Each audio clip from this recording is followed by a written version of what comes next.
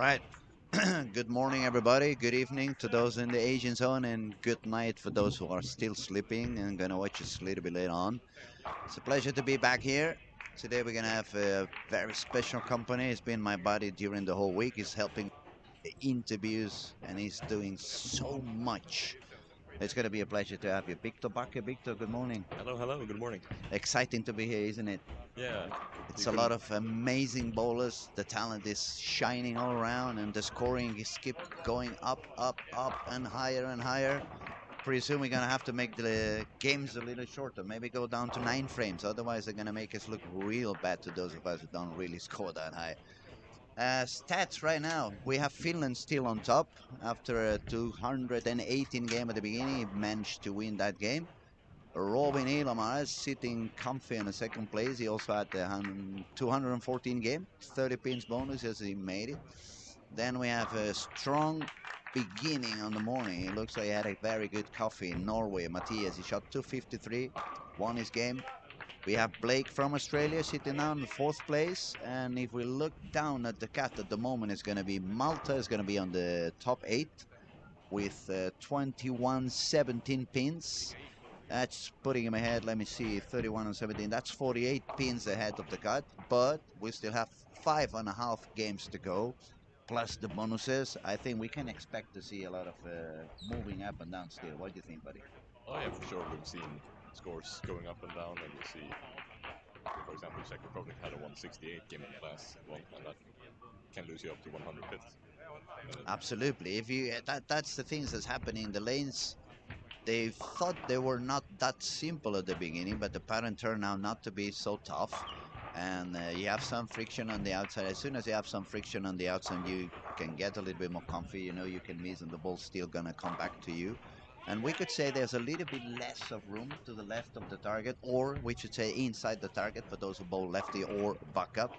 But still, there is a bit of a room. So I would say my eyes told me when I've been watching uh, right from behind the bowlers, not sitting down on the TV room as I am now. It's a little bit easy to see when you're out there. I can see that at some point they can even miss up to a couple of boards outside at the breakpoint, and even one board inside on the breakpoint, and the ball's still gonna hit the pocket. Yeah, I've been trying the pattern a bit throughout the week after the play is finished. So of True, course, that's true. You that, bowled also for the event we had on Wednesday with the yeah, Swedish superstars, and you were part of the young, talented ones. So you had the chance to test the lanes a little bit. yeah. My experience was that it's not that tough in the beginning, but the other days when I've tried it after they bowled 6 or 8 games on it, that's when it gets tough because of the urethane carry down. It's a Primarily, lot so of it's hard to get the urethane back going in. on. It's a lot of urethane in place. So obviously, as we have been explaining this past couple of days, when the guys threw the urethane, especially the purple hammer, it's a very low differential ball, so it's going to make a very small flare amount, and that means that the same part of the ball is going to be touching the ground all the way down the lane. So as soon as it hits the dry area, it's going to deposit a little bit of that oil it's carrying, and that's making the backhand a little bit tougher. That's making the lanes a little bit tighter. But it also fun to see how the different bowlers approach that moment of transition. Yeah, We have seen some of them moving a little bit deeper and slowing down a little bit. Yesterday, Robin, for example, the last 2 or 3 games, he moved a little bit in, he sloped, hooked the ball, and he ended up with extremely high series. He shot 259, 267, 248, but that's already 760 something, plus the bonus. That means he had like 850, 860 pins with the bonuses on the last 3 games. That made him jump all the way up. So it obviously was a very good move for him. And we've seen all the way around on Finland, for example. Lucas was moving further outside. He was shotting the ball even more firm, increasing the speed. So he was trying to stay on the friction. And even if his games were not as high as Robin's, he still shot 232, 233, 231, won the 3 games. So that shows a lot of consistency. And that proves that, as I like to say when I coach some people, in bowling, nothing is black and white. Everything is always in those grays areas. You yeah. just have to find which type of gray is going to suit better on your game, which type of adjustment is going to work out better for you. And It's very interesting to see even some of the one-handed guys standing far outside and getting some friction, and it's becoming yeah, well, it's top 16 after all. We have to expect these kids are the best bowlers from their own countries, so we were already expecting to see some talent, but they are even one step beyond of what I was expecting. This new generation, they can do so many things with the ball. Go back up, go normal, increase the speed, decrease the speed, grip it more, grip it less, bounce it down the lane. It's amazing, isn't it? Yeah, it really is. It's interesting for me, obviously, as an opponent, to see what they're doing when I go to tournaments, especially the US ones. That's when you see everybody's throwing back up, standing way out to the edge, doing what they do best. I guess for you it must be a very exciting week as well. I mean, your father owns the bowling alley. You spend here many days during the year. You started to bowl a little bit more and started to like the game a little bit more. So you're on that process, on that learning curve. So I guess it might be also not only an inspiration, but a motivation. When you see kids around your age doing what they do, it's gonna give you some. It's gonna ignite in you some extra hunger to try out things and learn new things and improve your own game, so you can be out there fighting with these kids on the next one. One thing that made me really happy in the qualifying was that I'm a one-hander. So it made me really happy to see Slovakia at the top, and he's a one-hander. Exactly. That made me happy, Exactly. showing that there is still some hope. The Danish player, Danish of guy course, as well, bowling one-handed, and he was doing so consistent. He was doing so good. yeah. You're absolutely right. I mean, we tend to forget that because this is all this social media kind of, excuse me for the language, but bullshitting going on, talking about how two hands is no real bowling and two hands this or two hands that. It doesn't really matter. I mean, if we look at the PBA, the most successful bowler for the last 4 seasons, EJ Tackett, he bowls one-handed. He's no way he's using any purple hammer because obviously Motif doesn't have any purple hammer. Yeah, they're not allowed to throw it on the tour. Exactly, and they're not even allowed to throw it on the tour. But a single-handed, he still dominates bowling. And when we come now to this tournament, they are 25, 30 years younger than EJ and Jason and some of the big names on the tour. And it really doesn't matter. Of course, we see perhaps a bit more two-handed bowlers than one-handed bowlers, but the one-handed bowlers, they are really doing good. Yeah, I think in a way they're the same percentage of the one-handers made the cut as the percentage of two-handers. I don't know exact numbers, of course, but I see. At least it was pretty close to 50% on top 16. That's true.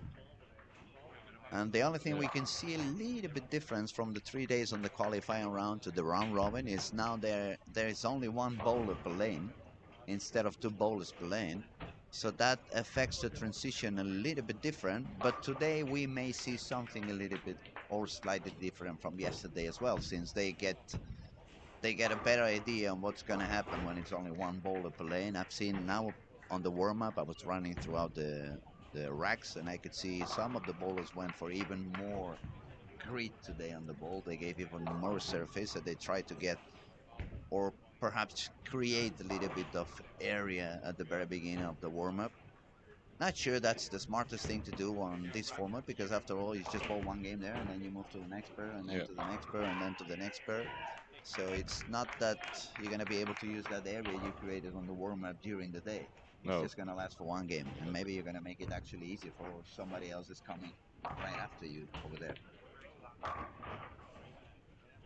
Yeah, in a way, I don't know how much it improves the lane for anybody else. It depends on how you play it. But if you throw a lot of grit on the urethane, it tends to trash the lane almost. But I would agree with that. I didn't see how. I didn't watch the warm up. How can they benefit on that? Yeah. Yeah. Well, I guess it mostly or mainly the reason I can think of is that they want to have more control while there's a lot of oil in the lanes. When the lanes are fresh, it's obviously at the moment that we have less friction on the heads. And in order for them, since they have so much rev rate and high speed, it would make sense that they give a little bit more of surface so the ball reads a little bit sooner, moves a little bit smoother, and they get a better control of whatever is happening. Yeah. Terms of scoring, we see a lot of strikes going on. Remember, guys, they are playing a round robin, so that means each bowler on a pair it's facing his opponent, and it's not only about striking and scoring a lot, but also try to win as many games as possible, so you get those 30 pins of bonus over and over again. And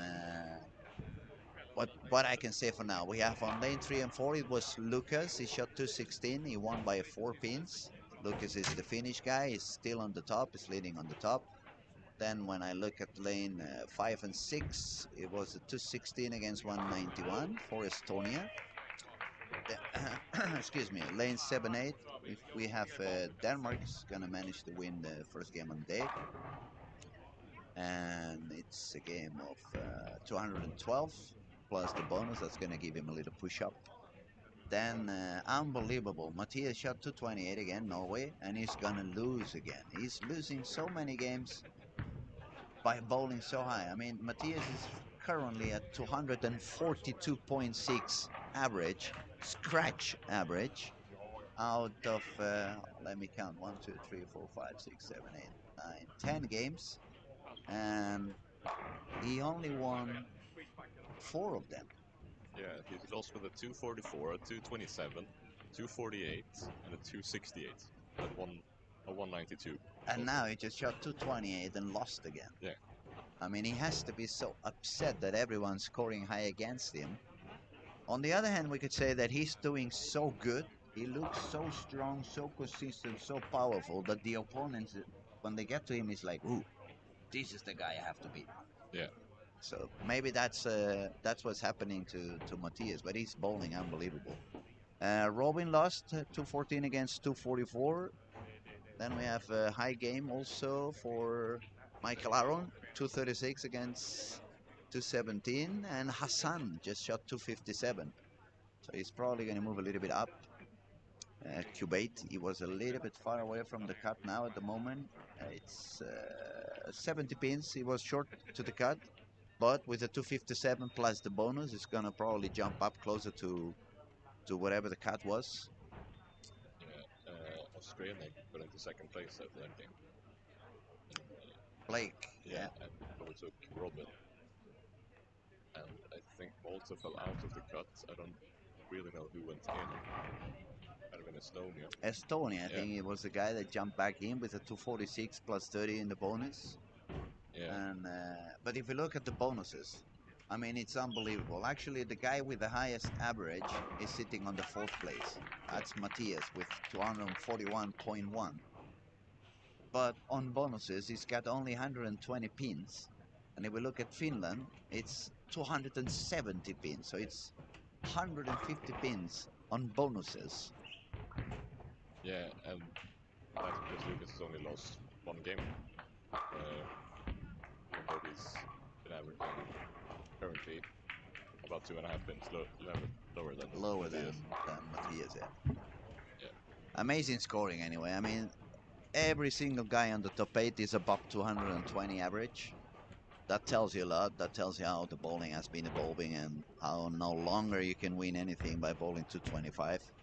You need to control every single aspect of the game. You want to make sure that you find the spot on the lane that gives you extra margin of error on both sides. But you also need to be aware of what ball are you using so you get the right amount of energy down the pins.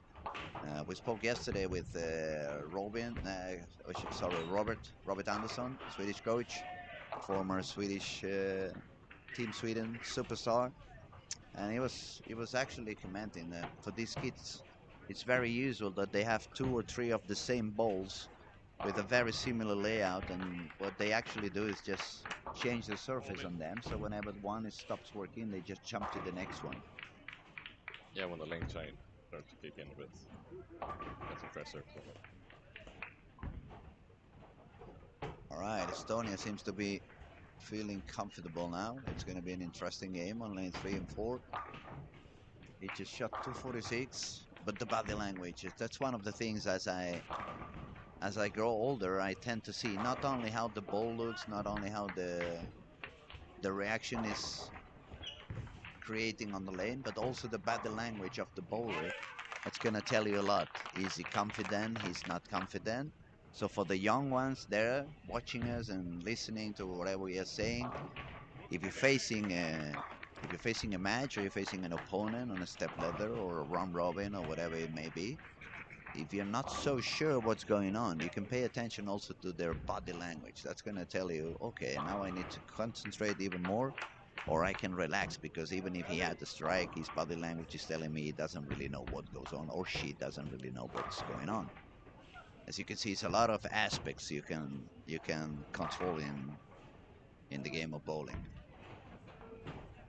Yeah, and because bowling is probably 80% mental when you're there on the lanes, I'd say confidence matters a lot, and just the feeling you have on the lane. Okay, Victor, if I had to ask you, who do you think is going to be on the top 3 by the end of the day? After round robin or after... Just for the moment, just a round robin. I think for sure we're going to see Lucas up there. Mm-hmm.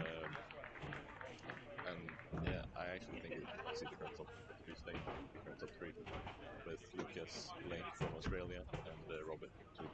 You think it's going to stay with those 3?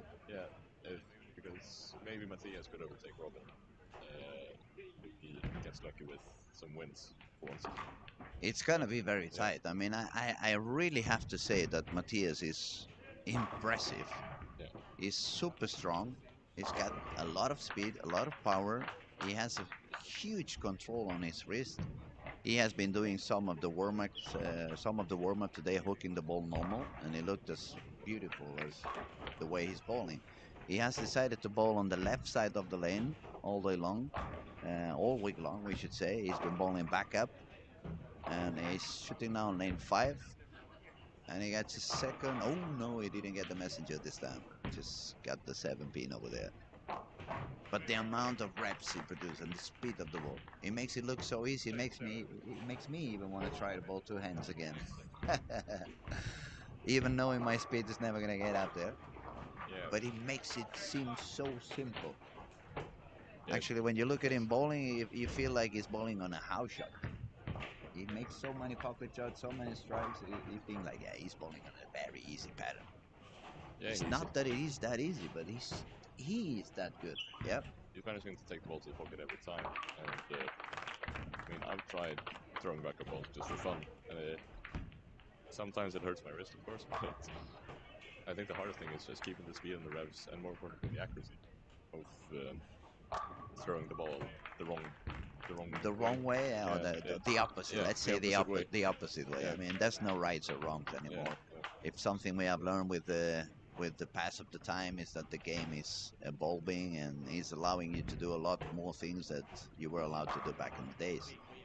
If we try to get this crazy bowling motion we have today back onto when my dad used to bowl or your granddad used to bowl in the middle of the 70s, when it was only wooden lanes and they had to resurface the lanes over and over again, it became a lot tougher back then. It wasn't that easy to score because of the oil machines were so much different than what we have today.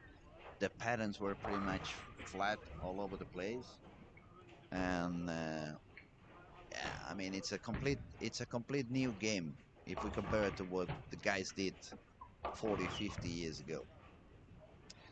There's another thing I like about Matthias, the bowler from Norway, and is that he spares. He can spare. He hasn't missed a single pin in the whole week yet. It's actually changed. We should check. His spare stats here. He's got a spare rate of 92.6, and that already is including some of the splits and washouts and stuff like that. So okay, we're looking at the stats. He's not missed a single 10 pin throughout the entire week. 100% for the 10 pin, 100% for the 2 pin. 88% for the 7 pin. 7 pin he missed. He missed a 3 couple. times out of 25. But yeah, I mean, it's very impressive. Compared to his generation, I would say he's not only one of the best striking, but he's also one of the best on sparing. That's going to give you an extra advantage, especially when the lanes become a little bit tricky. Okay, Lucas has moved again into a higher speed game. He's moving further out again. He's already increasing the speed on the ball, and it seems to work. It seems to be very comfortable for him to just move further outside and make the ball go a little bit faster. And also we can see Australia. I mean, Blake is becoming more and more comfortable as soon as the week goes on. If we look at yesterday's game, he only had one game below 200, which was actually 199. And today is already started with 235, 237, and feeling very comfortable about what he's doing. Yeah, where is he right now? There he is In in the number 8. number 8, and he's start open with with a 9 9 spare, spare, 4 bagger. Yeah. Yeah, he's been looking confident, but I understood that he goes to college in the United States. Yes, yes. Actually, he was the rookie of the year last season. So obviously, when you become rookie of the year in the United States with a huge amount of bowlers they have over there, you really need to be a good bowler. Otherwise, you have no chance. He's sitting now on lane 7, looking for the 5th in a row. This one, he went further outside, so he got an extra friction. The ball jumped, but he had a Brooklyn, so he's going to be very happy about it. I'm pretty sure he's going to give a good use to that Brooklyn he's got. Yeah. Still gonna have anybody knows. I see Estonia's open with a 7 bagger here. I just said it, Estonia, on the body language. Remember I said after the second frame, the body language said like, ooh, now he's comfortable again. Yeah. He's still the only one to throw 300 in the boys division, I think. I was actually going to say that. It was a guy shot 300, so he wouldn't feel the pressure to go for it again. And then we've had one in the women's division as well. So it was Costa Rica. Yeah. What about that girl? She's got a wonderful can throw race. the ball, right? Yeah. She does it unbelievable good. She's got an amazing technique. But what I like most of her, because we have been doing those interviews, she's super humble. She doesn't want to say anything wrong at all. She's very respectful, not only with the opponents or the opponents and the other bowlers, but also with other brands and other type of bowling balls that whatever she's using. And she's gonna be a superstar for sure, for sure. Now we see Estonia going for 8 in a row, and he gets it. And as we said, Blake gave a good use of that Brooklyn, so he got another strike. Yeah.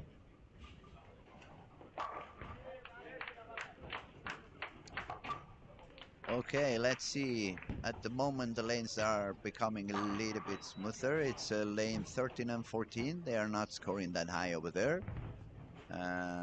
We can probably talk a bit of the pressure of being close to the gut, because it's Malta playing on lane 13, who is actually currently 20 pins short to the cut, and the other guy is Malaysia, who hasn't really found, you know, it's not that he's bowling bad. I mean, he's sitting on nearly 214 average, but since the averages are so high, when you bowl 214, 210, 215, you lose a lot of the pins, you lose a lot of the matches, so you don't get any bonus, and that becomes very expensive at the end of the day.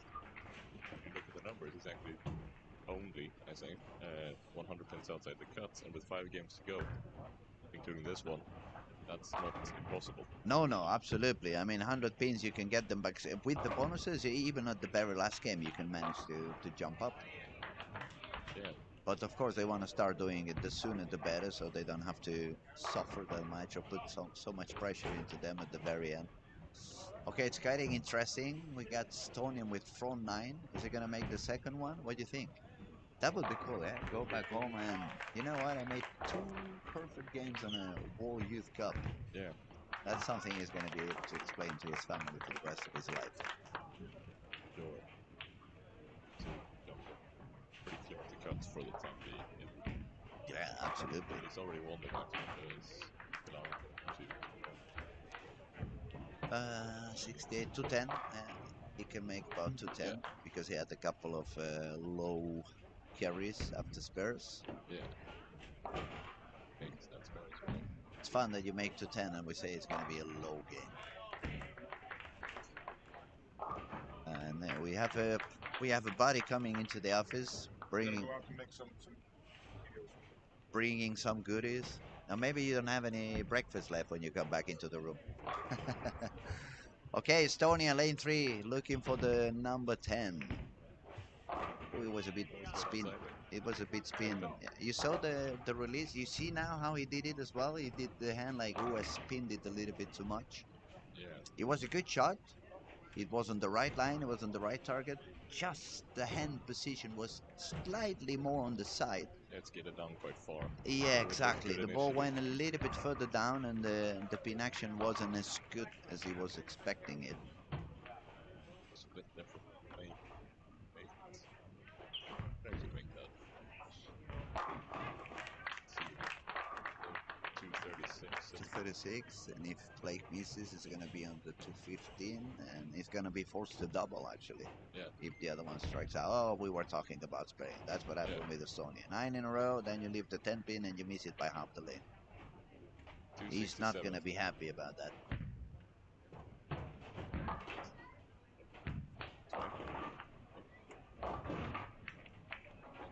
Close matches.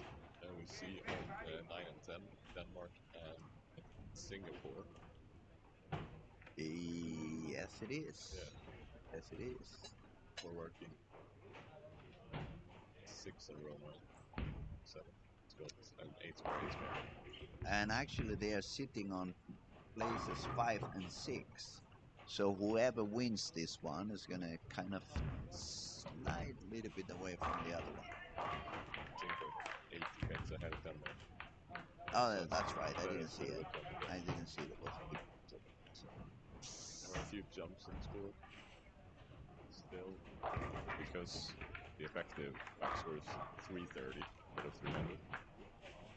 It makes it a lot easier to aim positions. And we can see a very strong end of the game also for Robin. It's 13 and 14. No, 11 and 12.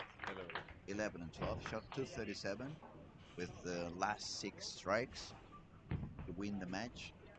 And as we keep saying, if you bowl above 230 and you get the bonus, that's 260. You're always happy. Yeah. You're always happy. You know, you're running a little bit up or escaping a little bit from the cut, from the 9th position. And pretty much at the moment, that's all they want. I mean, they want to be in top 8. That's it. It doesn't really matter if you're first or you're 8, because it's going to cut to 0 again, isn't it? Yeah, exactly. Let's see. You might have counted that wrong, but it's 20 points in.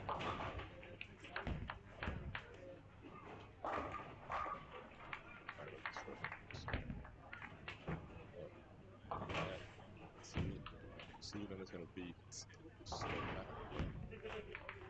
See, that's actually 10th place. Better. Sitting. Let's see. 40 pins outside. 30 pins. That's. It's going to shoot. 230. What about Norway? 279. He just, no, excuse me, 268. Yeah. He bowled all the game back up, 12 frame. He decided to go normal again. Oh, he did? Yeah. This kid has a lot of talent. I mean, a lot of talent. Scotland and Finland shoots 246 as well.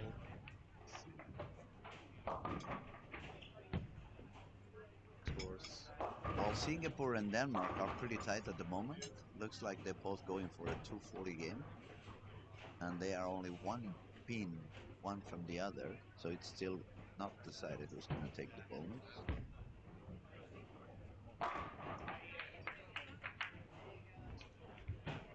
$248. Right. No, 258. Yeah, 258. Yeah. Yeah, and he's gonna win because Singapore got a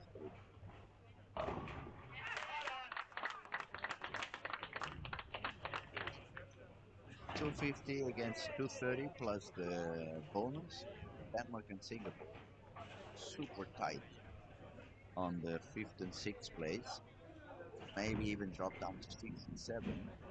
Yeah, with Estonia. Estonia shooting 267 plus the bonus. Now he's still gonna be a little bit short. Yeah. But it's going to be actually top three is going to become a title now, because even if Blake won his match, Robin won with a higher game, and especially Matthias with 268. You said, yeah, 268 plus the bonus. That's 98. He's going to jump up again. Because Steve, I feel a bit more clear of Blake and Robin. Steve's at 246. 246. Yeah, Yeah. 237 and 233. So, From Blake it's 233. So that's another 16 pins is going to escape from them, and 9 pins extra from Robin. So, and he's actually just going to lose 23 to Matthias.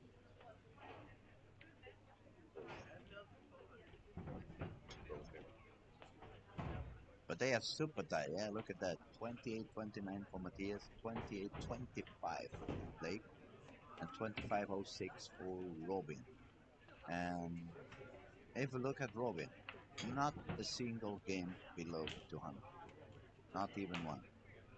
When we look at Blake, he just had 199. That's his lowest game. For Matthias in Norway, he had the 192. It's the lower game for this round of the top 16. Finland, it's a 204 actually. and I think we can throw out my mention that it wasn't going to be top three. Because he's jumped into second place. Yeah, but actually you were right. I mean, they are bowling so good that the smallest of the details can make a big difference. If one of them finds a pair that is not suiting their line as good as has been happening, and they drop down, I mean, they're not going to make fourth.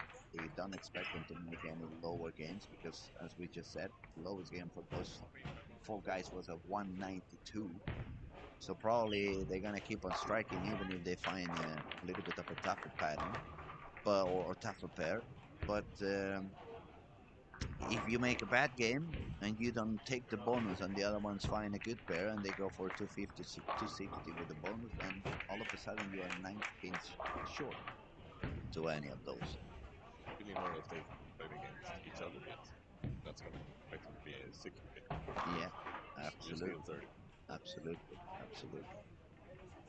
Okay, so what do we have now? We have Robin is playing Andre on lanes 13 and 14. Estonia, who has been feeling quite happy the last couple of games, is on lane 15 and 16 facing Ireland. Just started with the double.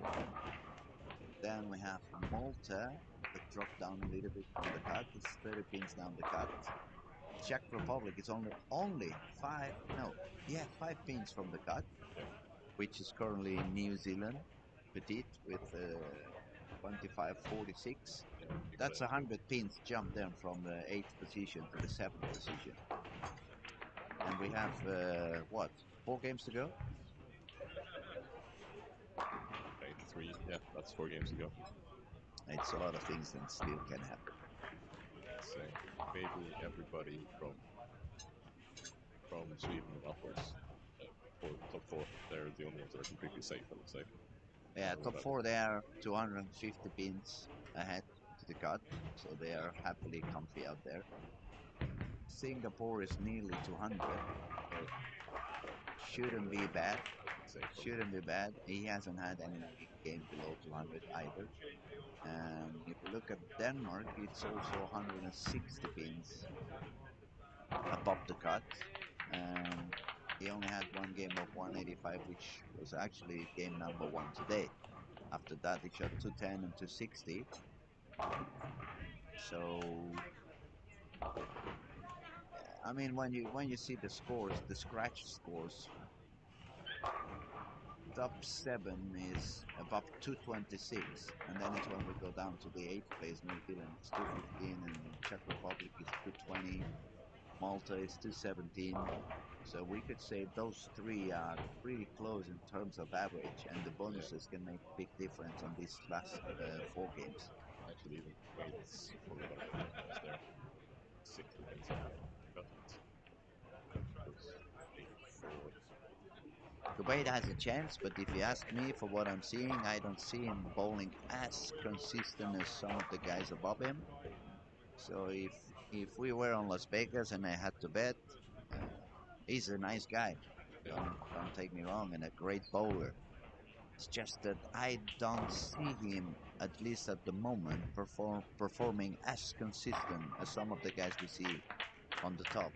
So he would really need to speed up his game and get a lot of strikes and pray for the others to slow down a little bit. And that is the part that I think is not going to happen. Now it's at least I've been playing against Carlton. Who is in the 10th position at the moment. So they are fighting. Probably the one losing is going to drop down.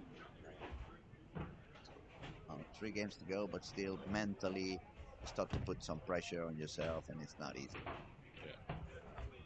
Okay, we just saw a brave attempt on Robin. He started with the first 3, then he got it split, which actually was the 2-pin with the 6 and the 10. I've seen some bowlers when they had this kind of a split this week, they want to take 2 pins. They want to take a little bit of extra count on that. Robin, on the other hand, he said, like, I'm going to try to spare it. He didn't take any, so it was a 7-0. That's expensive after a few strikes, but that also tells you how confident Robin is on his game. He decided, I'm going to try to spare it no matter what.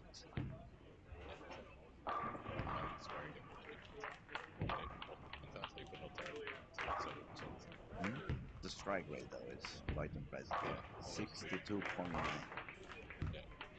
That says it's going to be 7 to 8 strikes every game. That's going to give you a lot of hits.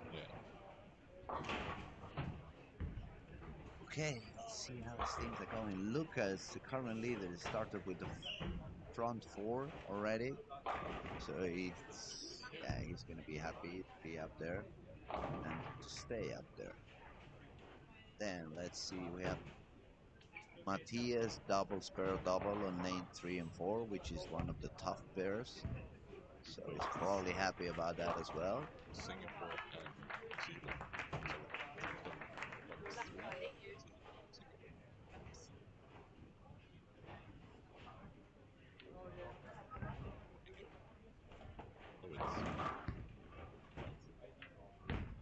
The line was the right one, but maybe slipped away a little bit from the hand. That's a single-handed bowler, and that's one of the things that sometimes happens. You just slip away the ball away from the thumb a little bit too soon, so you don't have the chance to really grip it the same way you have been doing. Yeah, exactly. And you miss those couple of reps, and with these urethane balls, they help a lot in terms of control. They have very good carry, but they're not really going to hook. Don't give them some revolutions. Sometimes if you're lucky, you might lose speed.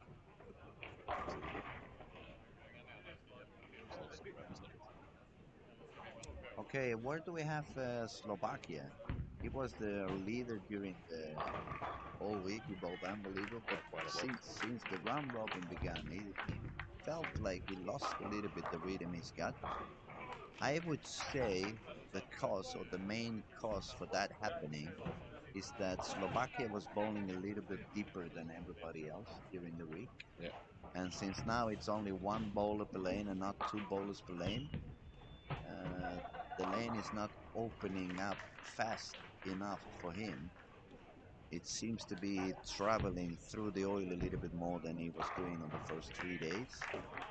And he's getting a little bit worse carry than he had on the qualifying round. Definitely looks frustrating. No, but I mean, it makes sense when you're leading the whole week and you feel you're up there, and all of a sudden you drop down and you're not finding whatever the feeling you had. It can become a little bit messy on your head, puts you into some doubts, and this game is very unforgiving when your mindset is not in the right spot. And he went into today probably knowing he needed to gain 200 bits on the fifth. Extra pressure on him. Extra pressure. Oh, that's a very expensive frame for Matthias there. He had to split, tried to spare it the right way, he just missed a little bit out, and he got the 6-0. That is very expensive at this stage. Lucas, front four, 9-0. Another spare miss, another single ping on. Sun, wait, 5, tilt, to front 5.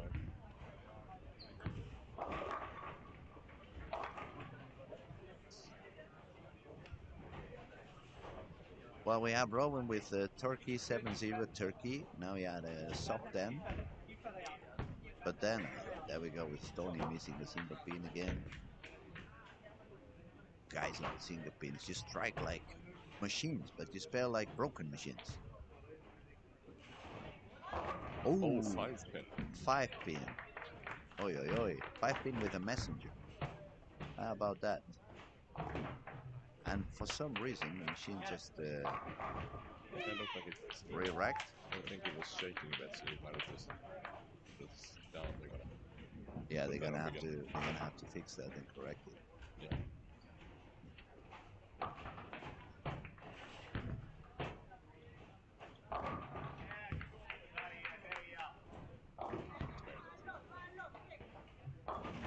Yeah.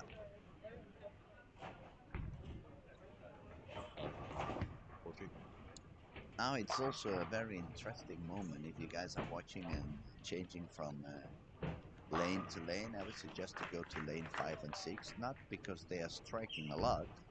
On the contrary, because Blake is not finding the line now. He just moved a little bit deeper. I could see on the ball motion he's changed to a reactive ball for sure. Ball was a little bit more aggressive back the end.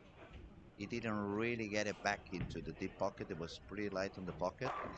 And when he turned around, remember we were talking about the body language. The body language was a little bit surprised, like he was expecting the ball to hook a little bit more than it did. He was talking to his coach.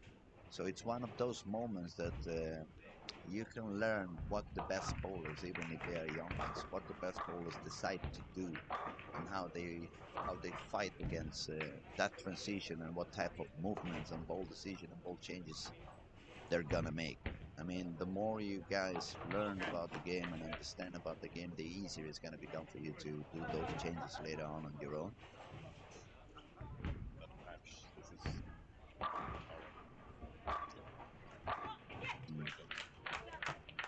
low scores. And if we look at Matthias on 3 and 4, if he strikes out, he's going to be on 215. But it looks like he's going to lose another game. Assam, Fatal, 11, maybe. Front 7. Front 7 and 11 and 12. So maybe he doesn't.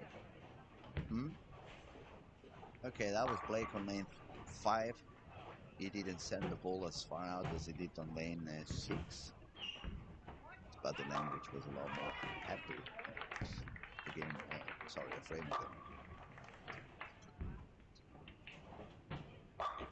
Lane 18, got Just bit right. Right spot. He found too much friction, the ball read too early, jumped into the middle of the head pin. And that is also expensive after the turkey. You get that back breaks of 5 fours. They are so annoying, say. And he takes 2 only, that's even more annoying. Yeah, because Slovakia is not really finding the carry. He's got 3 nines or 4 nines in 6 frames. Just 1 strike. Look at the lane 15 and 16, Ireland and Estonia. Only strikes and nines, but between the two of them, they missed 3 single pins already.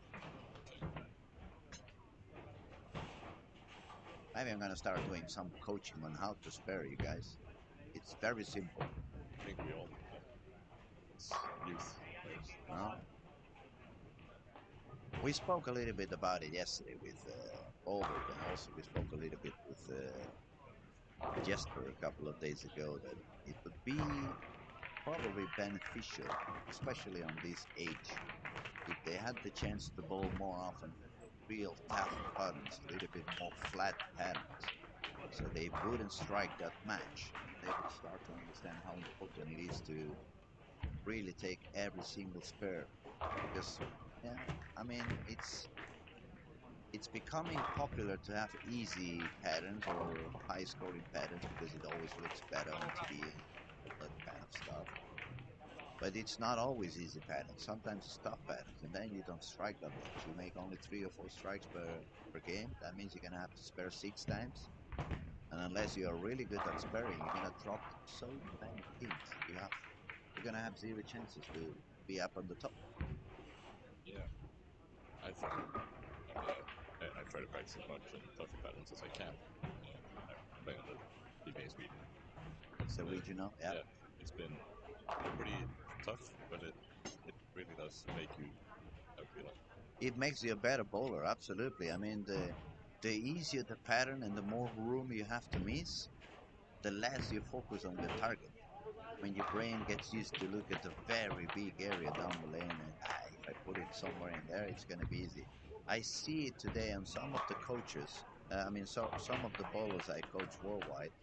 I ask them, okay, where are you looking or where are you trying to hit? Sometimes the answer is between those 2 arrows, and I'm like, what? I mean, you're looking at such a big area down here. I mean, 4 or 5 boards down here. It's like 10 to 15 boards down there. Yeah. And back in the day when bowling was a little bit tougher, but accuracy was super important. Not only I would look at certain boards to get there. Sometimes I would even look at the line dividing. That's how small the spot my eyes were trying to hit over and over again. And we said the game is changing, but you need to have some certain accuracy no matter what. To TV, United States, so they talk about how a one board miss is a pretty big miss. Especially on those patterns. It is, absolutely, absolutely. Okay, games are ending. Matthias, 200, no, 195. So that's the second time he goes below 200, the top 16. And he lost his game, so he was sitting on number 2, but he's probably going to drop down a little bit. So maybe not that much, because Robin, he missed on the 10th frame again. So he had twice a 7-0 on this game. So he finished down with a 204 and lost his game, so he's not going to move far up. Who else was stuck there? Australia. Where's Blake? I've lost him. Over here, he's on his way to make 195 if he doubles.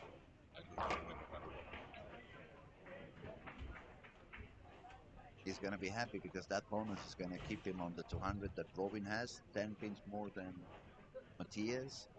And I think the one that's going to be very happy and celebrating is going to be Finland, because he shot not a high game, 214. He also missed a single pin, but he managed to win. So that's going to put him on 244 with the bonuses. And that's going to help him escape with even a little bit extra. Big game. That we see Malaysia 247. On the pin sides of the cut, that's going to be a big game. It's 260.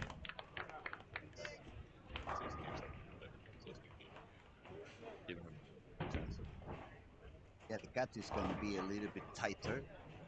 It's going to be 4 or 5 bowlers still that they can go in or go out. And actually, say New Zealand, Czech Republic, Malta, Iceland, even wait, there's a chance, and Malaysia, as I said, after this high game, he's going to have his chance again. Iceland here to 166. And also we're getting into that period of time where transition is going to start to show up. So you're going to have to be very aware of what goes on with your next pair in order to move, change ball or change speed or whatever the adjustment it may be. You have to be awake, and the sooner you do it, the better. I think that might have been one of the lowest scoring matches we had between Australia and Iceland. There they shot a score. 337. Yeah, 337. That's very low. That's almost, as I said, 300 points. Yeah. So just a single guy could have been 2. Yeah. was tougher, or they both just had a rough game? It's hard to say. See what Well, it happens in was summer breaks lane now. 5 and 6. We've been hearing all week that 3, 4, 5, 6. And nice ending for Nicholas from Denmark, 219, win his game. He was dropping a little bit down. He was currently in 6th position. Not that he was carrying into issues with the cut, because he was still 140 pins ahead to the cut.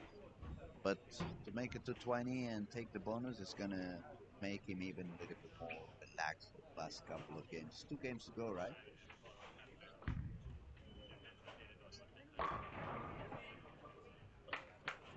Yeah, Mate is now first guy on second cut, about 39 back.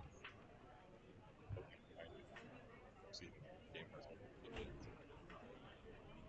And it's gonna go into 72, definitely. Yeah, he's going to jump in. He's going to jump in. It is going up. Yeah, so Malaysia, I think, that more time ahead. But it's supposed to get both Malta and Iceland. Yeah, that's going to be expensive. 2 games to go, transition, pressure. You start thinking about it. I cannot miss here, I cannot miss there. Then you lose some of the focus on what's actually important, which is the performance. It's very hard to do it when you're down. You know, you're just talking on TV. It's very easy to say, you guys should do this and you guys shouldn't do that. But we have to say, and we have to admit, as soon as you hit the lanes, the emotions come into play. And it's not that simple to be in control of whatever the feelings you have, whatever is happening on the lanes. The worst thing you can do is almost leave you with, I have to shoot 230 and win Yeah, to make the cuts. yeah. And you're probably not good if you don't realize that you have to do that. That was actually one of the things we spoken last couple of days here on the streaming. You never want to tell your brain, I have to. As soon as you start thinking in that way, I have to, the pressure comes in, the nerves comes in, then it becomes a little bit tougher for you to develop whatever you want to do. And it's always a much better mantra if you repeat yourself, I can and I want to, can and I want to, but never go out saying, I have to. It's just gonna make your life tougher. Okay, scores are already updated at the moment. Finland is sitting in a very comfortable spot. He could actually stop bowling 1 game before and the others, and he still wouldn't miss the cut. He's currently having 237.3 average, and with the bonus is on 3,178 pins. Yes. Yep. And then we have Blake on second position with 30.26, so that's 152 pins below the second position. But then look at that. Place number 2, place number 3, place number 4. It's 16 pins only between the 3 of them. That looks like the Formula One we have today when they are doing the qualifying round and they have 10 drivers in like a cent and a half of a second. It's because, and then they say bowling is not interesting. Come on, how can you say that? Bowling is unbelievable. It's so complex. And the more you learn about it, the more passionate you get about it, because then you understand everything that is involved with it. It's different bowls, it's different cover stocks, it's different cores, it's different oils, it's different lane surfaces, the temperature effects, the humidity effects, the traffic of other bowlers effects. So it's so many things you have to be in control. People talk about golf. Oh yeah, we have a bunker here, we have water hazard there, then we have the wind. You can see the wind. It's blowing one way, it's blowing the other way. The oil, you don't see it. You have to feel it. You have to sense it. So for those that say bowling is just a very simple sport, that's wrong. It's a very complex one. It requires a lot of understanding, and it requires a lot of talent, and it requires a lot of workout as well, because it's an asymmetrical game in a way. You use one leg and you use the opposite arm, so you have to do a lot of workout in order not to get injured, and keep the column aligned and not becoming an S as the letter. Just if someone was wondering, I was saying something different. And it is actually a very demanding sport as well, because football games, a couple of hours, done. Basketball, a couple of hours, done. Bowling, sometimes we are bowling a whole day long. We start 9 in the morning and end at 6 in the evening, and that's actually what's going to happen for some of the bowlers today. They get themselves into the bowling alley at 8 o'clock in the morning, and those, that's what I mean. If they get into the step ladder, they're going to end up pretty late. It's a very demanding sport as well. Yeah, and when you're away for non-championship tournaments, you might want to do 2 entries in a day. That could be 18 games. 18 games in a single day, Yeah. and just eating a small banana and a piece of chocolate in between squats, because you don't really have the time to have a proper lunch. And even if you had that 30-35 minutes, you don't really want to have a big lunch, because then when you hit the lanes, all the blood is in the stomach, not in the brain. You're digesting instead of thinking and focusing on whatever you have to do. I like to limit myself to maximum 2 squats a day. Because I know the third ones are going to be good if I do that. All right, we know, guys, it's a little bit early, especially for those in Europe. You probably are feeling a little bit sleepy on a Saturday morning. You guys went out and had some fun on the nightclubs, drank something or whatever. You're a little bit feeling on the hangover. But remember, you feel free to do any comments, and if you want to ask something, or if you want to have some kind of questions or some kind of doubts about bowling, about the pattern, about the lanes, even about what we see, what goes on, if we want to make some predictions, if you want to talk about any of the bowlers you have been witnessing these days, we are here for all of you. The main reason we're doing this is to promote bowling, to promote the sport, make it bigger throughout the world, and hopefully sooner better than later we become Olympics at the point. Yeah, that would be amazing. That would be good. That would help the salaries increase, because the bowlers really work out a lot and they don't make as much money as some other sports that they don't really work out that much. At the same time, I think a lot of bowlers appreciate that they're not worldwide, let's say, celebrities, because it means you can still live the normal life while still being the best. Yeah, you can live the normal life, but Yeah. I don't know. If you ask me, do you prefer to be anonymous and live on $2,000 a month, or do you prefer to be as popular as Messi and live on 20 millions a month? I think I'm still going to choose 20 millions a Of month. course. Imagine if we made 20 millions a month, how many bowling alleys we would all own. We will own a few bowling alleys, and then we would have many lanes for all of us, and he would be millionaire. Okay, my bowling alley, no two-handers are allowed. Now it's impossible to do those kind of things. Yeah. So we're almost halfway through I think this is the 6th game of the day. 6 game, let's see, 2, 4, 6, 8, 10, 12, that's 8 and 4. It's 3 games to go then. Yeah, so it's the 5th of the day. Yeah. We had skipped 1 game before. We thought it was 2 to go, but it's actually 3 to go. Yeah. You see, we said, guys, it's early in the morning. The coffee has not really kicked on my brain yet. I'm not as awake as I wanted. You gonna grab a coffee, buddy? I'm having my breakfast on the way at least. That's good. Yeah. Need the energy. I made the mistake of skipping. That's one thing. When you're gonna bowl, never skip your breakfast. No, absolutely. You need the energy. Yeah. Okay, let's see. What are we doing on? Malta is on 17-18 facing Norway. It's a double and a turkey. So he's on his way on 220 something plus. He could do the 10th frame.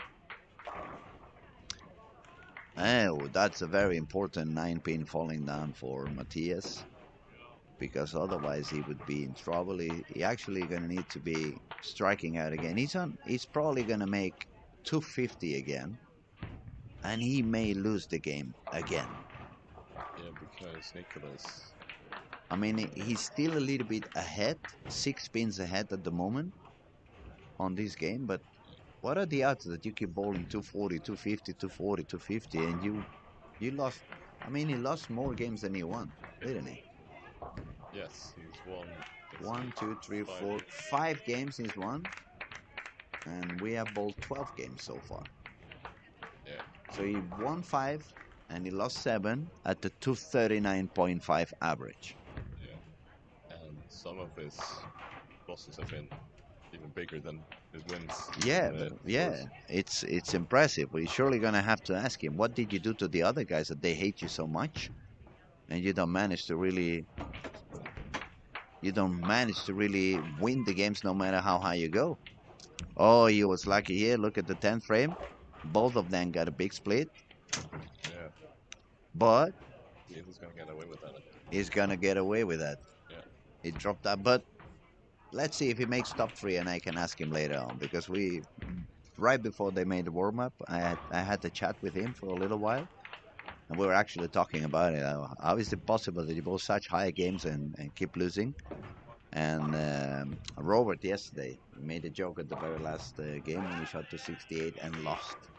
He said he should think that he made 238 instead and he won. Yeah. He's going to be happier on his head. So I'm going to ask him, okay, you shot 221, you won because it was a split at the very end, but maybe you're happier when you make 250 something and not win, and instead of making 220 and winning. Yeah. Then you at least know that you have know how to attack things. But well, 220 is never bad. I don't think. No, I mean, if we look at the cut, it's 218.5 plus some of the bonuses. Yeah. So if he makes the 20, even if yeah, especially if he manages to win, that still put him ahead of the cut. Yeah. Okay. They were actually really fast there on 1780. They're done with their game already. And Yeah. three The or four other one, frames some of remaining. them are on lane 3 and 4, for example. They are still on the 7th frame. Pretty much the same from lane 7-8. They are also on the 6th frame, on their way to the 7th frame. This is a pretty fun match. Sweden versus Finland here on 5-6. Not that important, but Now, in the scoring side. But I think it's just a it's match that they want to win. it's the European derby. That's Yeah. the Barca Madrid of bowling.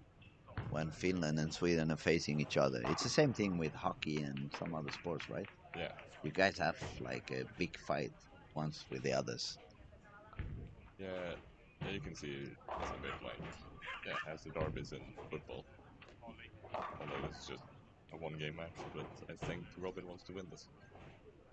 Okay, Robin can go up to 248, but if Lucas strikes out, it's going to be on 250 something. So Lucas has it on his hands.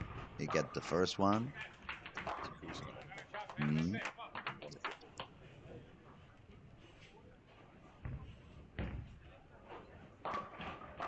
pretty big.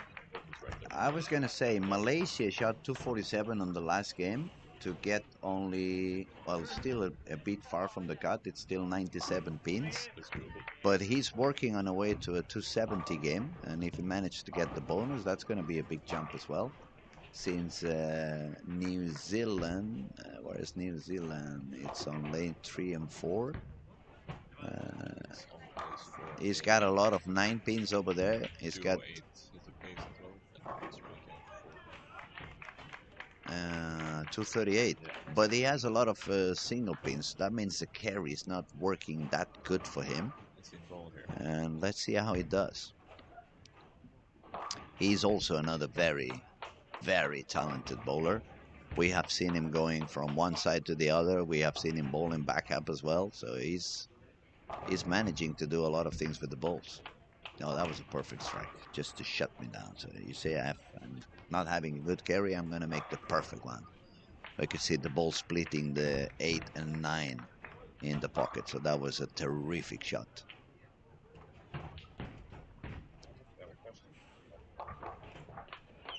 Casper, he's asking, do we think the scoring pace would be higher or lower if they weren't on the purple hammer? Well, that is a very, very, very interesting question, and I would say you would get a different answer if it was a younger person speaking on the microphone. If you ask me, with this pattern that has friction on the outside, if they all used reactive, I'm pretty sure the score would be even higher. Because what really happens when they use reactive resin is that they suck away the oil from the lane, so the area becomes bigger and bigger and bigger, and especially when we are on this kind of events where the bowlers are really talented and the coaches are really good coaches as well, they pretty much all find where the spot is on the fresh. So when everybody's using more or less the same spot, the transition becomes very simple. You just keep moving in and keep moving in and keep moving in, and every game that goes on, the lane opens up even more, even more, and even more. But that's my point of view as a older bowler and as a coach. But if you ask some of those kids, they probably would feel a little bit less security on their game if you take away the purple hammer from their hands. And maybe that would give them a little bit of extra pressure on the brain. And obviously, when you have such a high speed and such a high rep rate, the reactive balls can become a little bit sensitive.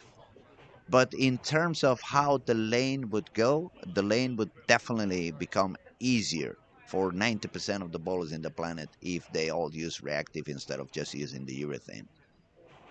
So as I said, that's a very, very interesting question. And as we said a few minutes ago in bowling, nothing is black and white. There's always some answers in the grays. Yeah. I hope that solves a little bit your question. And actually, if you're still out there, we would like to know your own opinion. So feel free to text back and tell me I was completely wrong, or tell me you agree, whatever it is. I We'll be think happy to see it. I think maybe games 1 and 2 might be pretty similar, but I think the transition is going to hit, or would be hitting a lot lighter, and you would be able to throw some balls that skid down a bit further and still create some good angle to the pocket without the ball burning out. I mean, after all, if it was a pattern that wouldn't give you much room on the outside, and let's say the first 4 or 5 boards were messy or tricky or not really coming back, then it makes sense to use the urethane balls and to gain control. And but when you see you have friction on boards 1, 2, and 3, that means you have all the lane to use. So you just stay outside at the beginning, and as soon as the lane is drying up, you just keep moving in and moving in and moving in. And especially today, when it's only 7 games and 1 player per lane, they wouldn't be forced to go all the way into the left gutter and start lofting the ball down there. And what? It's no need for that. It's very little amount of bowlers. Uh, yeah, the lane. I'm pretty sure the lane would just become even easier. And we could see a little bit of that happening on the girls, even if they haven't scored as high as the boys are doing. You can see, or you could see on some of the qualifying days where they used a little bit more reactive than urethane. By the end of the day, Yeah, the scores were going a little bit higher comparing to the fresh. I tried pattern after one of the girls' squads the other day, and I found that I played reactive on that, and it didn't seem too hard. I managed to make it work, and that's probably because they were playing a bit more. I was basically playing straight from the outside, lofting it a bit to Hmm. get it through the front, and with a weak symmetrical, Hmm. and I still managed to get them back in. So I think the girls, as you say, make the pattern easier than the boys make. I haven't actually had the chance to try it after the boys After played the it. after the boys, yeah. I Yeah. would like to have that chance. It's difficult. Okay, let's see what we have over here. Let's have a look. Blake shot 246 to beat Estonia, so that's going to give him a very comfortable moment up there. He was currently 2 pins ahead of Matthias from Norway. Matthias shot 221. He also won his game, but that gives Blake another 25 pins of advantage. It was 2 pins of difference, so now it's going to be 27. Robin, who was sitting on the fourth place, he shot 238, but he lost against Finland with 251. So that's going to put Finland ahead. Finland is going to escape, definitely. Robin is going to probably stay on the fourth place because Denmark, what was Denmark? I lost him. 220, 220, yeah, 220, and he wins. So Denmark probably is going to stay on the same spot that he is now. Singapore was only 3 pins behind. And a huge game for Malaysia. 268. 268 for Malaysia, yeah, he's crawling all the way up to get close to the cut. We said before it was 97. And the guy he was trying to catch was Petit, who actually shot 217 and lost. Yeah. So that means it's getting closer now. It's going to be about 15 to 20 pins only short to the cut at the moment. Yes, so I think maybe the Czech Republic jumped inside the cut. It fell out, but Malaysia did not go in. Estonia managed to stay in, and Yeah, just about. yeah, Czech Republic has made all the way in. So now top 6 seems to be quite secure. Yeah. We would say top 5 is already there. It's 160 pins with 2 games to go. I think Singapore is going to be a really low game if he were to miss the cut. To miss the cut, yeah, because it's 105 pins ahead of Estonia, which is currently on the 8th position. But that's also another 20 pins to New Zealand, which is now on the 9th position. Malaysia with after 247, 268 and both bonuses. You got a lot closer to the cut. It's only 23 pins behind the cut at the moment. Yeah. Actually weighs 60, so an outside chance maybe, but I don't think. I wouldn't put my money on him. No. That's what we said. I mean, he's a very good bowler. Most of them over there. I mean, I don't think we have any untalented bowler bowling at the moment at all. All of them are really good. But you can see some feel a little bit more confident. Some are a little bit more consistent. Yeah. And as you say, Lucas Vanderlyn's just from almost a 240 average and winning all games but one. Unbelievable, right? Yeah. And now, for the first time, I actually see Finland is above in average, even against Norway. It's only 0.4 pins average difference. But come on, I mean, we're talking about the walk up. We're talking about all the freaking pressure it runs over there. And the fact that you managed to bowl 230, 240 average in this atmosphere, in these moments where, I mean, you're competing to become a world champion. That has to put some pressure on you for sure. And these guys are bowling unbelievable high. They are bowling unbelievably consistent. I mean, I'm very happy. I'm very, very happy that I'm up here because it's always nice to discover the new talent and get to see what's coming on and which bowlers are going to dominate the next couple of decades. And at least there's 3 or 4 bowlers in here that they're going to be on the top of the bowling for quite some time. I would be surprised if we don't see pretty soon these guys hitting the PBA, even if they are pretty young. I mean, I can see Matthias bowling the PBA easily. I can see Robin playing on the PBA easily.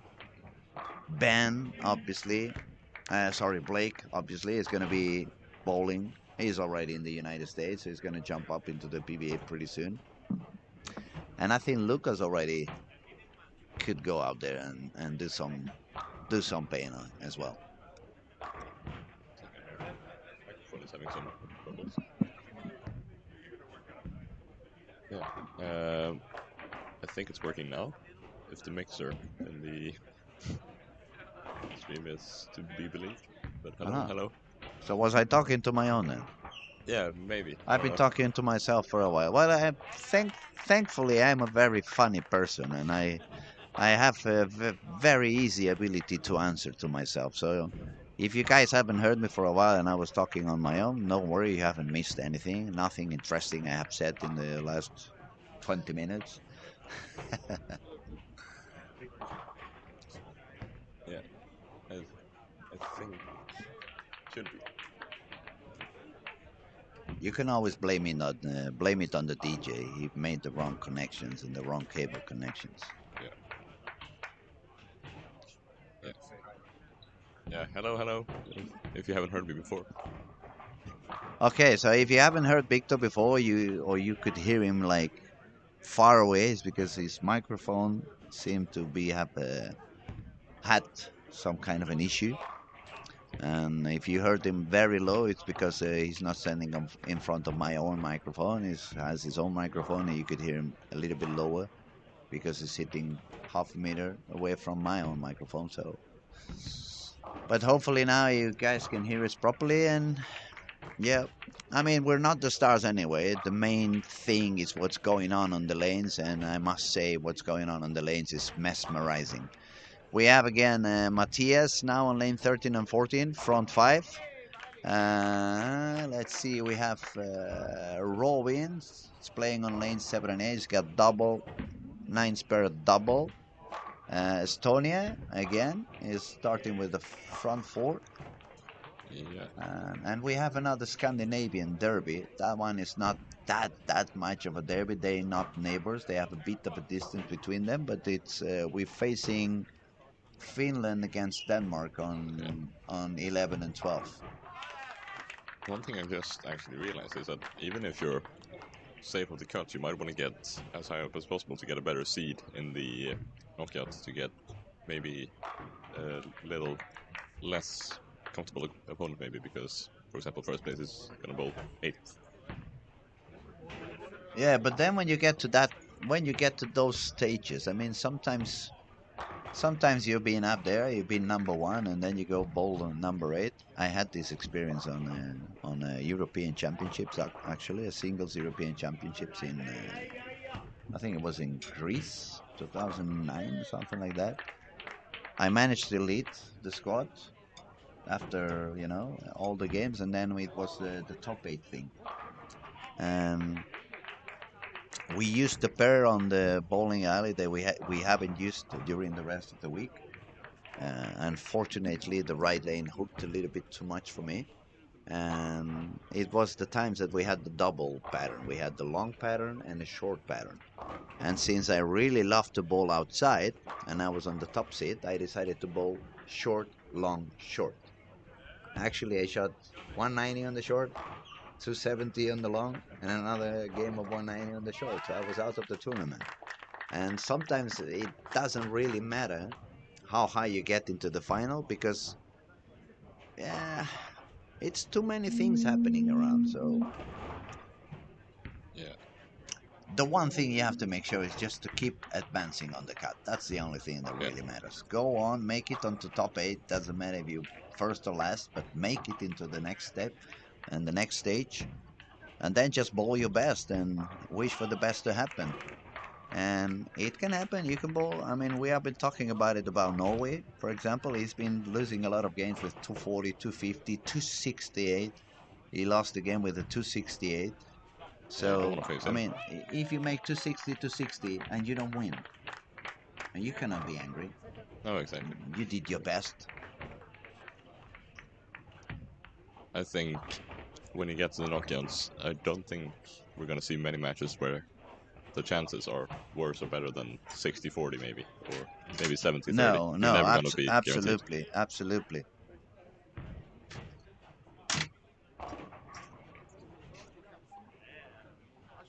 So how's Malaysia doing here as he's trying to hunt down that position for the cut? Malaysia is on strike, three spares strike. Is bowling against Ireland on lanes 5 and 6. Yeah, gets a double there. He gets a double there, and he's still fighting for it. And New Zealand, well, they have New Zealand. He's also striking a lot on lanes 17 and 18. He's got an open frame there in He's third. got an open frame, and now he's got the 10 pin, a little bit soft, a little bit weak. Yeah, And we see Kuwait working on a 4-bagger at the moment, which he needs if he wants Yeah, to I change the mean, cut. even Kuwait, it felt like he was a little bit far away, but it's actually only 59 pins from the cut. 2 good games and he's there. Yes. And unfortunately for Malta, he keeps dropping down a few spots. If you look at him, on the last 6 games, he hasn't won a single one. No. So I guess that's a little bit paying some pain into his mind, because he's bowling okay, he's fighting okay, but it doesn't really manage to win the game at the end. So yeah, when I look back at late 13 and 14, Matthias is on the way for at least 240, 250, but he still has not got the game in his pocket. I mean, if this guy loses another game with a 250, it's gonna be unbelievable.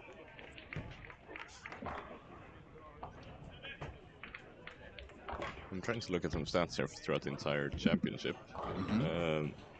So it says here that the overall strike rate for the guys and the girls has been 50%. 50% strike rate, and that's men and women all together, yeah? Yeah. And we've actually had 109 games in the 250s or higher. That's a lot. Yeah. That's a lot of high games.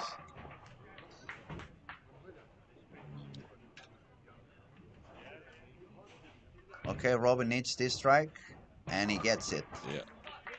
He's gonna be very pleased. He really needed that one. Otherwise, it was short. Actually needs one more, because Simone, no, he's got a split. He's got a split on the 10th frame, so he's gonna drop 2-8-10. down to the 240. So with that double, or well, it was the 4th in a row, but with that strike on the 10, Robin's gonna make it. He's gonna take a high game and he's gonna get the bonus, so he's gonna be going a little bit up. Especially since Blake is not gonna have a very high game. He's currently 10 below the par with 2 frames to go. And the only thing that's gonna save him is that Malta is not carrying at all. He's got 9 spare, 9 spare, double, 9 spare, strike 9 spare, strike 9. Yeah.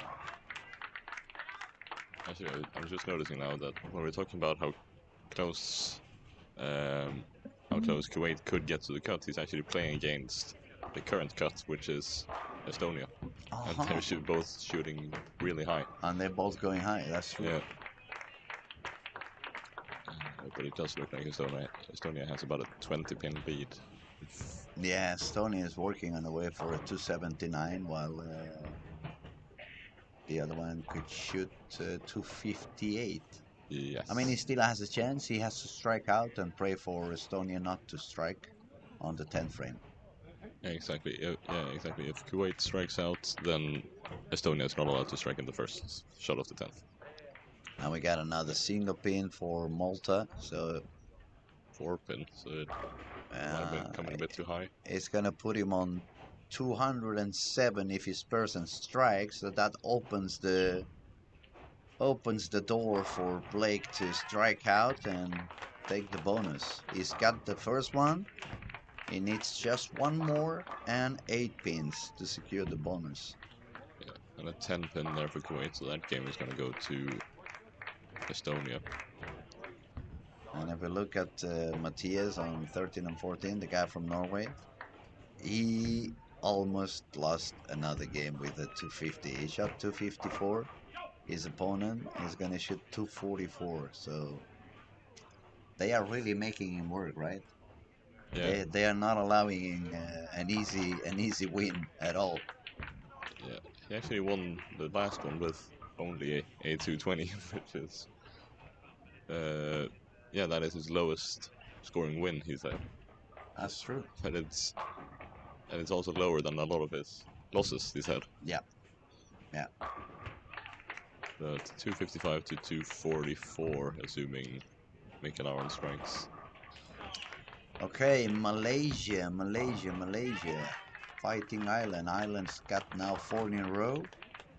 So he's actually leading that match.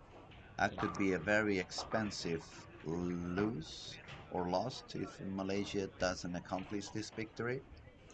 Especially since Estonia is on at 279. Oh, look at Robin. Robin won by 2 pins just because Simon had an open frame on the 10th. Yeah. And he had 9 miss instead. That would have been a tie. If I'm counting that correct. Yes. One more for Blake. Yeah, he's doing well. Yeah. Oh, 4-9. The top 4 bowlers is really clear. I think I just saw Denmark throw a ball in the gutter. On 11. Oh, yeah. Yeah, that's expensive. Yeah. Gutter ball in the second shot of the 10th frame. After double. He's gonna win the game though. Yeah. That's but half the bonus just disappeared with that ball in the gutter. Yeah. Malaysia gets a big strike there. That's going to be important since very important Ireland got since a 4-9. Ireland got the 4-9. Yeah. Let's see. And they are actually making numbers. I think Ireland is going to try to hit 1 pin only and force Malaysia to double or to actually take a turkey if he wants to win the. You see, he went for 1 pin. Ooh, that was actually not that bad of an attempt. I was close to the spell, but yeah. Because I saw he was turning around talking to Chris Lohan, PBA bowler, and he's becoming the coach for Ireland the last couple of days. And he was pointing like with one finger, like index finger, like, should I take one? Yeah. Okay, this is I don't think it really matters. I think he just needs 8 or 9 in 2 shots. Yeah, but I think he wants to double so he gets closer to whatever the pin count is for. Yeah, and he got it. He's got it. So he's going on his way for 220 something plus the bonus. Yeah. Okay. And New Zealand, he also had 220, but he lost. So that's gonna make Malaysia and New Zealand swap spots. Yeah. And Estonia, what was Estonia bowling? And I think Czech Republic is going to bowl 220 and lose. Estonia is over there with a very high game. Yeah. So he's gonna move a little bit higher or a little bit further away from the 9th and 10th position. And then we should find out with Czech Republic, which is over here with a 220, but he's gonna lose. To Singapore with a... So he's probably gonna drop down to the 8th spot with 1 game to go. 1 game to go. 1 game to go. And everything is yet to be decided. It's gonna be a very dramatic moment for some of the kids out there. I mean, I definitely wouldn't like to be on their spot at the moment. I don't want to be on their shoes. Let's just wait for the final scores to come in. Especially if you get to think about it, it's going to be the first time they're going to be on those shoes, and they have a long career ahead. So hopefully they're going to learn from this experience, and obviously we are neutral, so we wish the best of luck to all of them. They have amazing bowling skills. I mean, if we look at the scoring now, Malaysia is 9th. Just wait for the final score. 220. Oh yeah, there's 1 score missing. That's true. But we know that that's a 224. But he's bowling 220 average, which is very good. 220.6 for Kuwait, 218.6 for New Zealand. And the fact that you can be bowling 220 and still be a little bit in the mess, that tells you how good everything is going on for the rest of the guys. Yeah.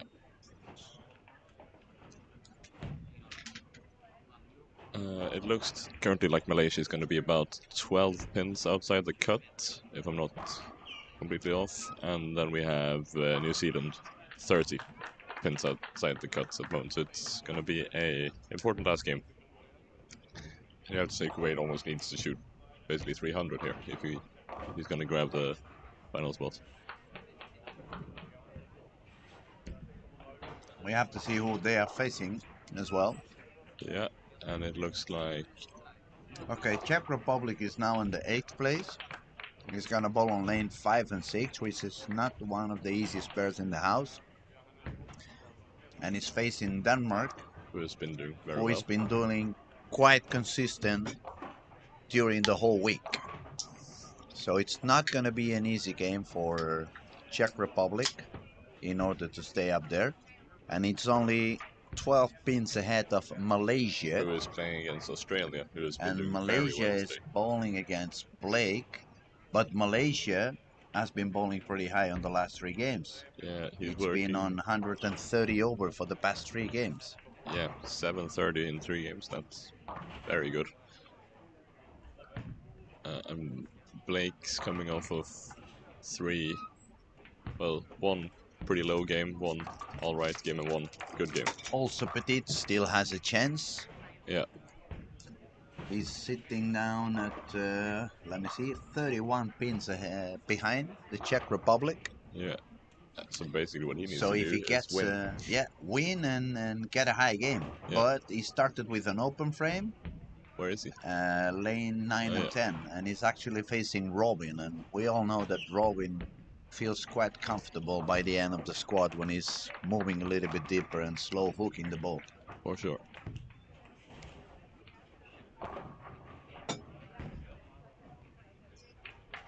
No, nothing is completely set, definitely. We're going to have to wait for the very last frames and see what goes on. It's going to be a very emotional game. Things are going to be changing on every frame. Yeah. Unless someone goes crazy and starts striking and striking and striking and Yeah, I think Estonia, for example, that 275 in the last game, he's probably safe now unless he shoots a really low game.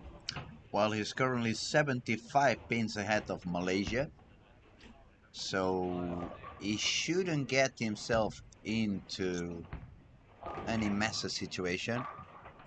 But he's playing against Norway, which is a tough opponent. Matthias, who is on a roll as well. Yeah, but also Matthias is very friendly to all the guys by giving away the bonus so often. Oh yeah, yeah. Okay, let's see. Estonia. 1 open frame, no strike so far. Leaves a 4 pin there. Czech Republic just got the double. Yeah. So taking the lead on his game or his match against Nicholas from Denmark. He really needs that. The first 2 there for Malaysia. Started with the first 2 strikes. Only spares for Blake so far. And in case you're wondering, Singapore is on the 6th place, but there's no way he's gonna get out. He's 150 pins ahead to the cut. Even with 30 pins bonuses and a very low game, I mean, I think he's already top 6. We could say they are already advancing into the top 8, and that's going to be Finland, Norway, Australia, Sweden, Denmark, and Singapore. Estonia has a fairly good chance if he doesn't do any crazy things on this game. He just needs to keep it together. And Czech Republic needs to make sure they make a good game as well, so it doesn't put him into any kind of trouble. And he's doing good. That's a good shot. It's also another bowler that seems to be bowling just slightly deeper than the rest of them. So as soon as the day goes on and the transition shows up, he seems to feel himself a little bit more comfortable than when he's bowling on the fresh. He started a little bit lower today, 168, 186, but then the last 3 games has been 248, 229, 224, and now he's already on Turkey. So yeah, they're not gonna make it easy for Malaysia, even if Malaysia is trying hard. Started with Turkey, first 3 strikes. At the same time, Blake got 3 times 9 spare.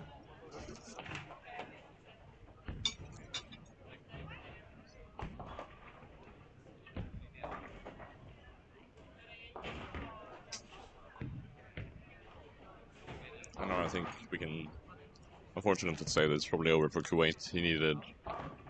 He had 70 pins up to the cut and he's got 55 in the 4th frame. Yeah, that's gonna be it for Kuwait, 100% for sure. Same thing for our Iceland, it's already gone. Malta has lost his way as well, so he's not going to make it. And now the only guys who have a real true chance to make it in, I would say even New Zealand is going to be a little bit in trouble. He's got an open frame and he hasn't doubled yet all the way to the fourth frame. 3 in the corner for Denmark. Oh yeah. And that's after a gutter ball in the last game as well. You think he took the wrong ball? Maybe used the spare ball without noticing? I don't think so, but he must have just missed way right. Now, if it was a football transmission, we would kindly ask our image provider to make a rewind so we could see what had happened on that shot. Probably he just hanged too much the ball in the gutter and found some previous oil track down there. A little bit of humidity, and that's why the ball didn't come back. Yeah, 3 and 5. That's a very expensive frame. It reminds me a bit of that Graham Farr shots on TV when he picked up only the 7 pin. Yeah, that was impressive as well. Yeah. This wasn't as bad. Well, this frame is going to make Czech Republic super happy because that puts him down to 81 on the 5th frame. While Czech Republic is working on 4 in a row, looking to make the 5th one. Especially since Malaysia actually got an open here on the 4th. And Malaysia open on the 4th, yeah, that's gonna... Czech Republic is gonna be very, very happy. Even if he's asking for the ball to come back. Yeah.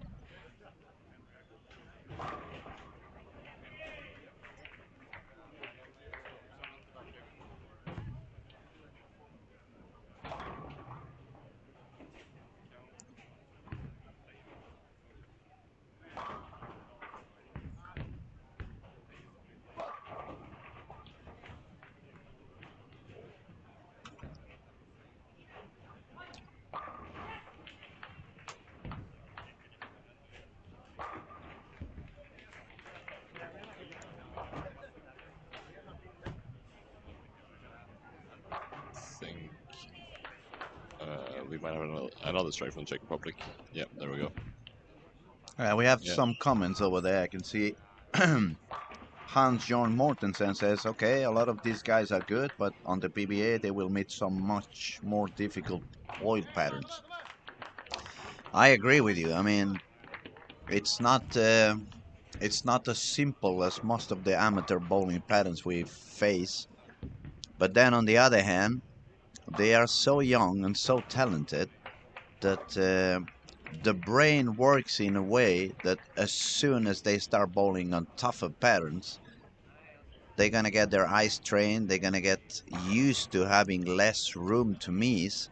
And obviously, I'm not saying that all of them are PBA material or PBA ready, but I've seen a lot of the PBA bowlers. I bowled among them during my career, and I tell you, these kids are very good. These kids are really, really good. They have a lot of talent. They have a lot of consistency. They hit the target over and over again.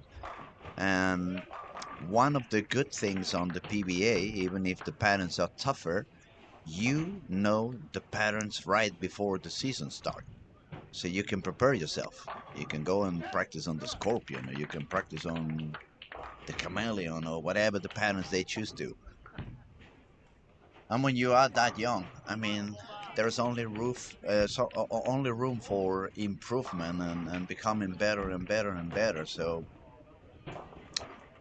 we can see already. I mean, if you saw the playoffs and all the PBA Tour this season, we have seen a lot of wins from people who are actually not American bowlers.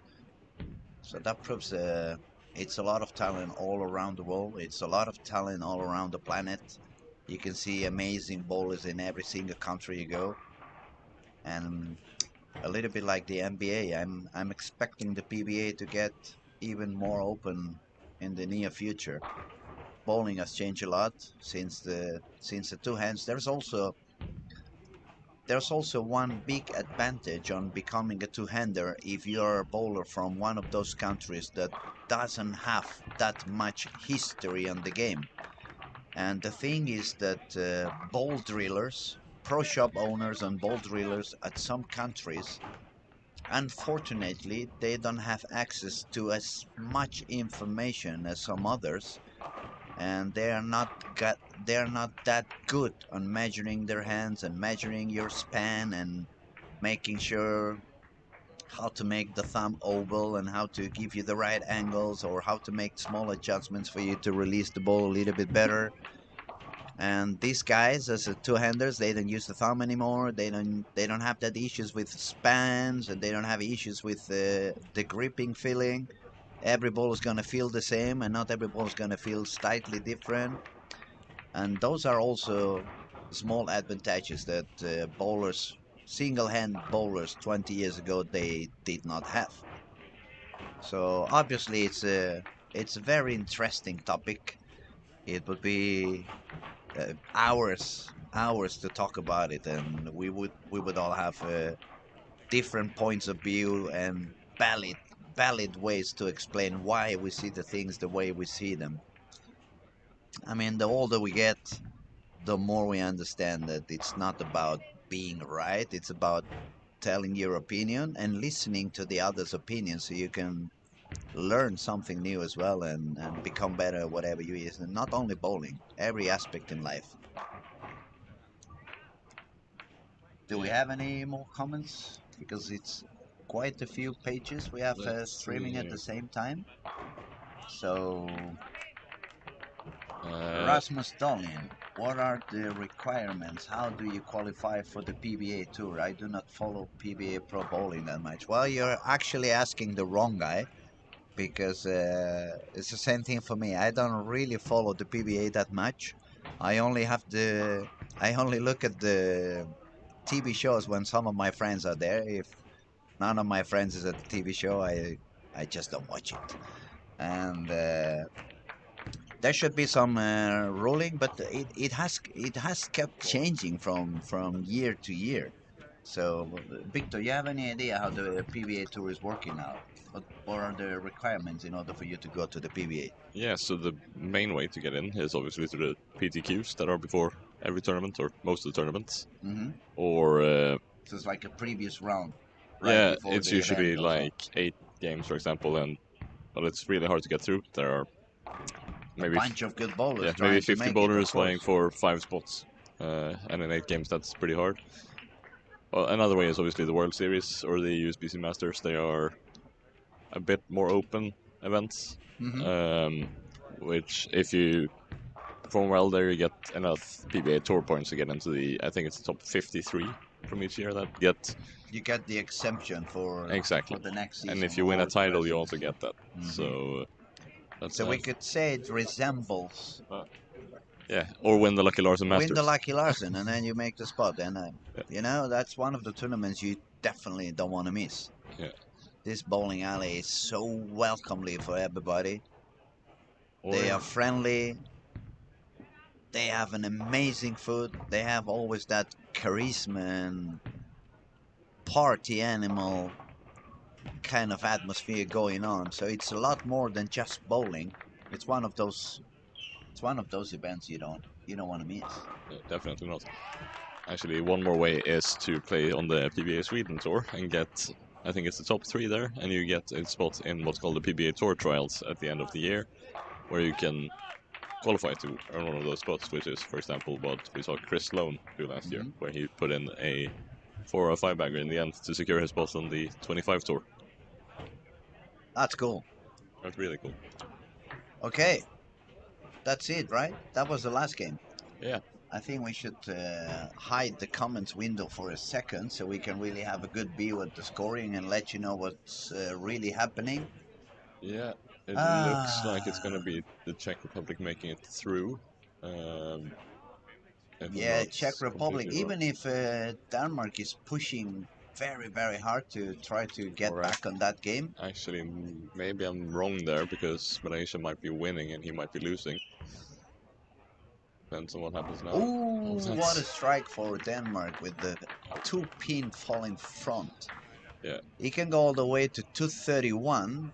So, but if Czech Republic strikes now, he's gonna make it in. Oh, solid 9. Oi, oi, oi, oi, oi. What a shot. That's what we say. Bowling is, you need to wait until the very last moment to see what goes on. He's gonna make that now, I think. Or he's got to pick that one up. picks it up, I think he's safe. I see Estonia got a 171 game. That's gonna put him a You're little right. bit lower on the cut. Actually, Czech Republic can overtake Estonian's place and leave Estonian on top 8. Yeah, I've lost track of where New Zealand is. He lost, or did he win? No, New Zealand had the low game. Yeah, unfortunately for him. 192, and he lost against Robin, so New Zealand is out of the picture. Kuwait, we said he was already out of the picture. Yeah. Malaysia working on a spare. I think so it's it's over. going to be a low game for him. Yeah, I think it's unfortunately over there because 200 against 200. So that even if he managed to win the game, it's not going to be enough for him. Yeah, he's going to get an effective Czech 230 Republic shot 238 and won wins his game, so that's going to secure his spot on the top 8 for sure. Yeah, because I see now that Malaysia would need 246, including bonus scores, to overtake Estonia, which is gonna come up just short of. It's going to be about 15 pins short, so Malaysia is going to feel a little bit upset after that. He was close, started with the three strikes in the game, but then he just couldn't strike anymore. And the body language is telling us he's not happy. He's a little bit upset. It's disappointing, of course, when you that close and come up just absolutely, short. Absolutely. I mean, and don't forget, he bowled 220 average. It's not that he bowled bad. It's not that he bowled. It's just that the other bowlers bowled even better. Yeah. And just for the fun of it, let me see where's Norway. What did he shoot? 222, and he won. Yeah, Estonia. Yeah, because if it was facing Estonia, it was just shot 170. All right, that's pretty interesting. That was quite an interesting morning. Interesting squad. A lot of emotions going on. A lot of movements on the cut zone, more or less. Nothing changed on the top, or pretty much nothing changed on the top. The top 4 bowlers kept staying up there all day long. It was a bit of a dance between Norway, Australia, and Sweden. They have been going up and down on those 3 spots between 2nd and 4th place. And unless I'm wrong, we have all the scores at the moment, right? Everybody except Singapore is in. Let's just refresh Singapore and see. has not charged the score yet, so we're going to give you guys a resume of what we have at the moment. He's not going to overtake anybody, so... Now, the leader is going to be Finland. He bowled a 234.2 average.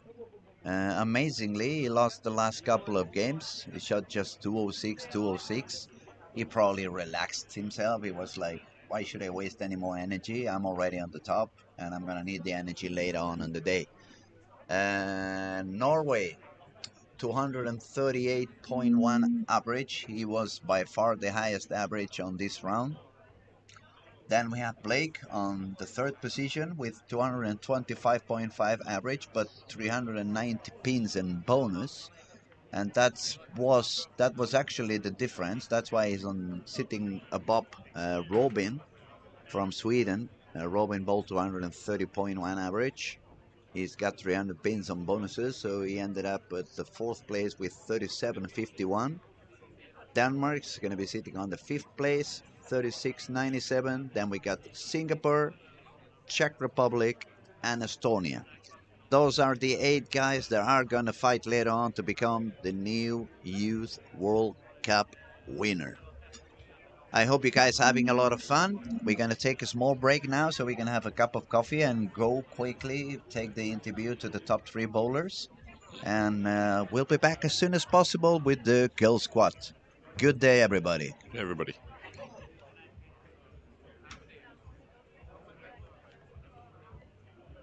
Hold on for a bit.